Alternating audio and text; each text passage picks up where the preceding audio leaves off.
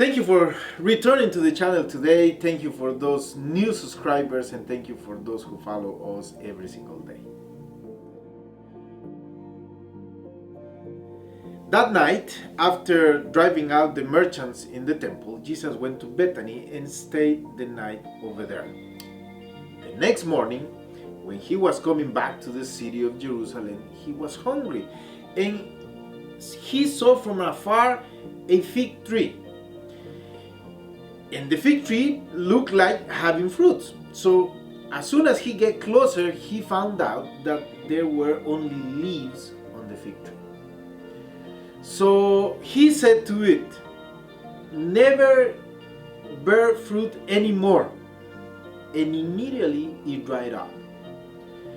Mark says that Jesus cursed the fig tree by saying, "No one eat any fruit from you ever."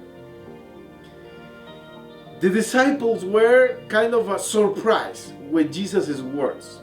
And this is one of those stories or parables that when we listen to them or we read them, it's hard for us to believe that Jesus did something like that.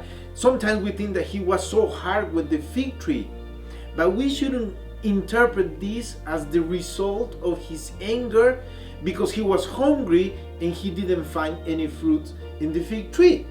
What Jesus did was an enacted parable about the temple, because the temple was established for the administration of the grace and the forgiveness of God.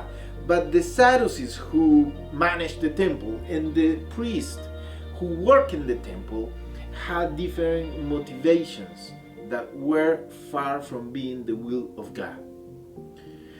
The temple pretended to be something, but it wasn't.